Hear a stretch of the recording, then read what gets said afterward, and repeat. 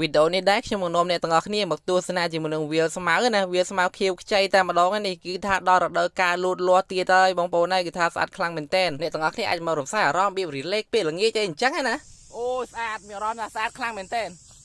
ឡូវហ្នឹងដល់រដូវអីដល់នេះដល់រដូវកាលវាបៃតងណាដល់ខែវស្សា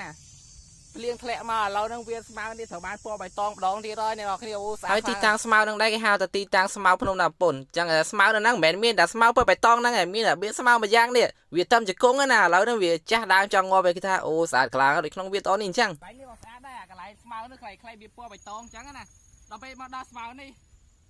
វាពណ៌លឿងវាស្មៅវាងាប់អីចឹងណាអូនិយាយទៅស្អាតខ្លាំងមែនទេស្មៅឡើងតែជង្គង់អូស្អាតហើយនេះខ្ញុំក៏បានធ្វើដំណើរទៅកាន់ទីតាំងវាស្មៅមួយហ្នឹងគឺថាផ្លូវទៅផ្លូវធ្វើដំណើរទៅហ្នឹងស្រួលទេបងប្អូនចង់ជិះឡានទៅក៏បានដែរគឺថាងាយស្រួលខ្លាំងមែនតើហើយនេះមកដល់ទីតាំងស្មៅហ្នឹងឯងគឺថាវាថាស្អាតណាស្អាតតមែនតើហើយបងប្អូនហើយស្អាតមែនតើគឺថាស្មៅឡើងពណ៌បៃតងឡើងពណ៌បៃតងខ្ចីណាវាធ្វើឲ្យត្រឹមត្រូវទឹកភ្លៀងអញ្ចឹងណា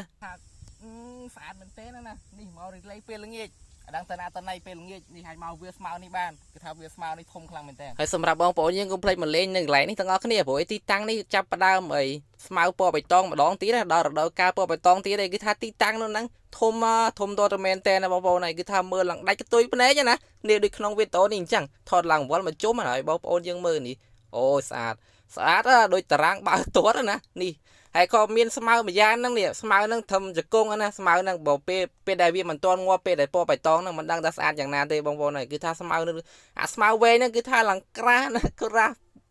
ទៅមែនតើហើយបងប្អូនពេលទៅកុំភ្លេចទៅកន្លែងស្មៅហ្នឹងផងស្មៅវាងាប់អីចឹងណាអូនិយាយទៅស្អាតខ្លាំងមែនទេស្មៅឡើងតាមជង្គង់អូស្អាតឡើងនេះ